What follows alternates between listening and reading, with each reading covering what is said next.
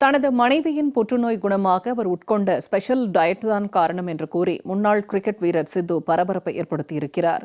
தனது மனைவிக்கு மார்பக புற்றுநோய் பாதிப்பு இருந்ததாகவும் அதற்கு 40 நாட்களுக்கு வேப்பிலை, மஞ்சள், எலுமிச்சை கொடுத்து தற்போது பூரணமாக குணமாகிவிட்டதாகவும் சித்து பேசிய வீடியோ சர்ச்சையை ஏற்படுத்தியுள்ளது. இதுகுறித்து விவரிக்கிறது இந்த செய்தி தொகுப்பு.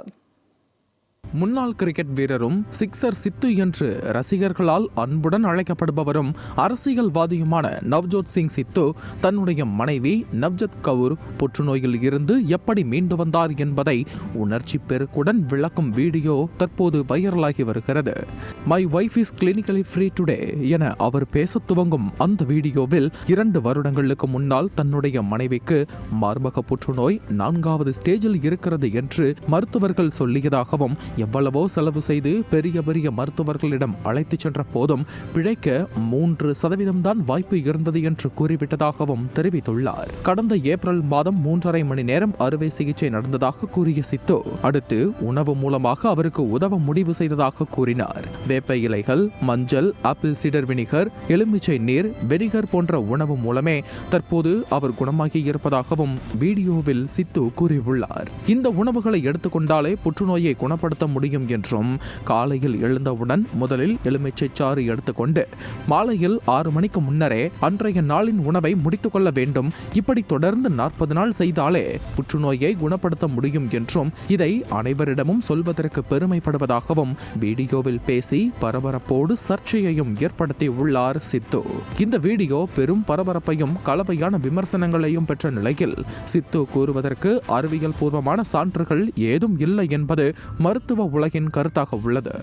இதில் உண்மை என்னென்னா, அவங்களுக்கு ஃபஸ்ட்டு சர்ஜரி, அப்புறம் கீமோதெரப்பிலாம் கொடுத்து அந்த பிரெஸ்ட் கேன்சர் கம்ப்ளீட்டாக க்யூர் ஆகிடுச்சு. அவங்க ஃபாலோஅப்பில் இருக்கும்போது இந்த மாதிரி சப்போர்ட்டிவ் ட்ரீட்மெண்ட்லாம் கொடுத்துருக்காங்க. இதில் மக்கள் புரிஞ்சிக்க வேண்டியது என்னென்னா, இந்த மாதிரி வெறும் சப்போர்ட்டிவ் ட்ரீட்மெண்ட்டில் மட்டும் கேன்சருங்கிறது குணமாகாது. அதுக்கு எந்த எவிடன்ஸும் இல்லை. இது வரைக்கும் நம்மள்ட்ட ரோபஸ்ட் எவிடன்ஸ் எதுவும் இல்லை. வேறு surgery, chemotherapy, radiotherapy, hormone therapy, targeted therapy, இது எல்லாத்துக்கும் நமக்கு ஸ்ட்ராங் எவிடன்ஸ் இருக்குது. ஸோ இதெல்லாம் ட்ரீட் பண்ணிவிட்டு அதுக்கப்புறம் சப்போர்ட்டிவ் ட்ரீட்மெண்ட் இவங்க சொல்கிற மாதிரி எதுவும் எடுத்து அது தப்பு கிடையாது. பட் ஆனால் அதை அவாய்ட் பண்ணி வெறும் சப்போர்ட்டிவ் ட்ரீட்மெண்ட் மட்டும் எடுத்து அந்த மாதிரி ஒரு தவறான மீனிங் போயிடுமோன்னு ஒரு அச்சத்தில் தான் நாங்கள் இந்த பேட்டியை கொடுக்குறேன். இதிலிருந்து பொதுமக்கள் புரிந்து கொள்ள வேண்டியது என்னவென்றால், இணை மருந்துகள் மூலம் மட்டுமே புற்றுநோயை சரி பண்ண முடியாது. அதற்கான மருத்துவ சிகிச்சைகள் எடுத்துக்கொள்வதன் மூலம் புற்றுநோயை சரி செய்ய முடியும் எனவும், இந்த இணை மருந்துகளான மிளகு, பூண்டு, கசாயம் உள்ளிட்டவை எடுத்துக்கொள்வது நல்லது என்றாலும் மருத்துவர்களின் ஆலோசனைப்படி அதனை எடுத்துக்கொள்ள வேண்டும் என்பதே பொதுவான கருத்தாக உள்ளது. இதில் என்னென்னா, நம்ம சப்போர்ட்டிவ் ட்ரக்ஸ் எடுக்கலாம், ட்ரீட்மெண்ட் எடுக்கலாம். இளவெம்பி நீர், கார்லிக், கருஞ்சீரகம் இதெல்லாம் எடுக்கலாம். பட் நம்ம முதல் ட்ரீட்மெண்ட் முடிச்சுட்டு அதுக்கப்புறம் இதெல்லாம் எடுத்தால் தப்பு கிடையாது. ஸோ முதல்ல இதை மட்டும் எடுத்தோன்னா நம்ம ஏமாந்து போயிடுவோம், கட்டி முற்றிடும், கேன்சர் ரொம்ப வளர்ந்து மற்ற இடத்துல பரவிடும். ஸோ அது மாதிரி தவறான நியூஸ் போயிடக்கூடாதுன்றதுக்காக இந்த அறிக்கை கொடுக்குறேன். முன்னாள் கிரிக்கெட் வீரர் சித்துவின் மனைவி புற்றுநோயை வென்றது மகிழ்ச்சிக்குரிய செய்தியாக இருந்தாலும் அவர் கூறியிருப்பது பொதுத்தளத்தில் அறிவியலுக்கு புறம்பானதாகவே பார்க்கப்படுகிறது.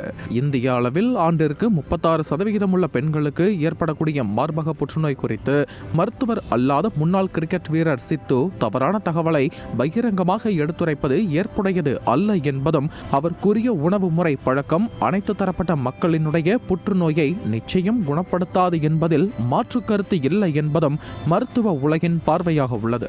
ஜெயா பிளஸ் செய்திகளுக்காக செய்தியாளர் ஐயப்பன்.